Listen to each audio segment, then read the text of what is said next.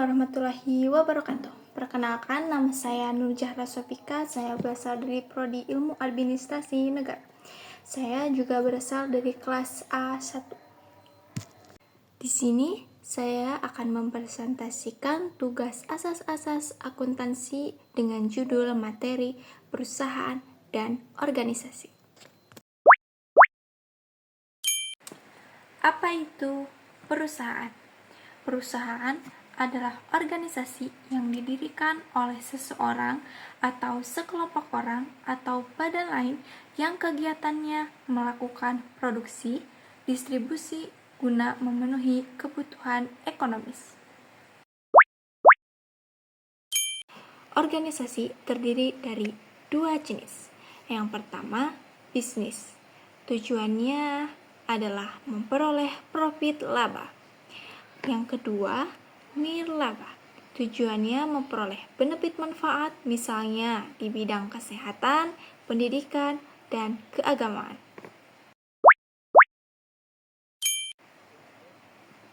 Manajemen. Definisinya proses merencanakan dalam memelihara lingkungan di mana individu bekerja sama dalam kelompok secara efektif dan efisien untuk mencapai tujuan. Perusahaan memiliki jenis usaha.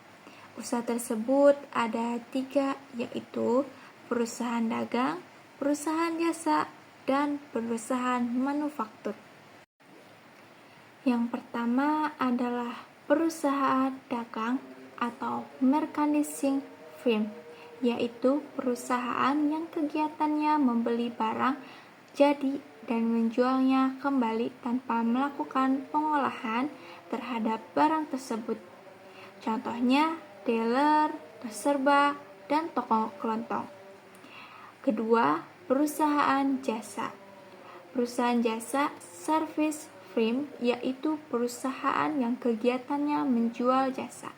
Contohnya adalah kantor akuntan, kantor pengacara, salon, Gojek, dan lain-lain.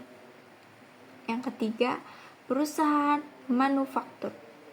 Perusahaan manufaktur atau pabrik atau industri manufacturing firm, yaitu perusahaan yang kegiatannya mengolah bahan baku menjadi barang jadi dan kemudian menjual barang jadi tersebut.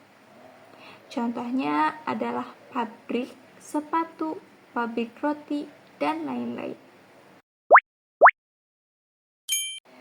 Bentuk-bentuk perusahaan.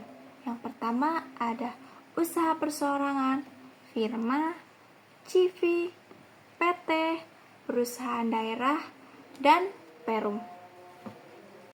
Yang pertama adalah perusahaan perseorangan.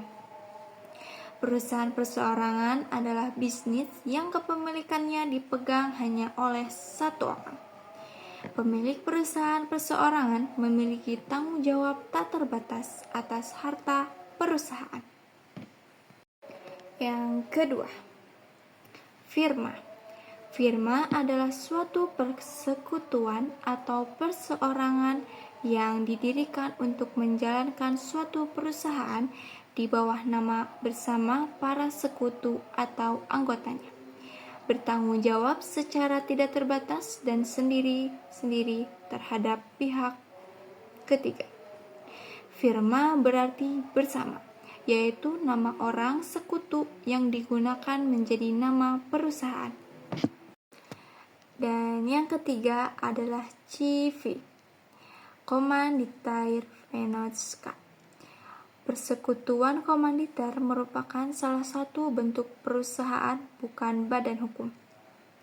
Persekutuan komanditer disebut dengan Komanditair Vennootschap yang sering disingkat dengan CV, di mana persekutuan ini adalah yang bertindak sebagai pengelola dan penyumbang modal CV banyak digunakan dalam bidang jasa, kontraktor, dan perdagangan. Contoh CV Catur Pangan Indonesia di bidang makanan. Dan yang keempat adalah PT. PT merupakan singkatan dari perseroan terbatas.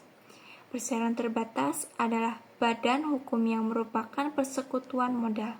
Didirikan berdasarkan perjanjian melakukan kegiatan usaha dengan modal yang seluruhnya terbagi dalam saham dan memenuhi dalam persyaratan yang ditetapkan dalam undang-undang ini serta peraturan pelaksanaannya. Lihat pasal 1 ayat 1 Undang-Undang Perseroan Terbatas. Contoh PT seperti PT Unilever Indonesia Tbk dan perusahaan lokal besar seperti PT Astra International Tbk. Dan yang kelima adalah perusahaan daerah. Perusahaan daerah adalah suatu produksi yang bersifat jasa penyelenggara, kemanfaatan umum, dan memupuk pendapatan. Perusahaan daerah bergerak dalam lapangan yang sesuai dengan urusan rumah tangganya, menurut peraturan perundang-undangan tentang pemerintahan daerah. Dan yang terakhir adalah Perum.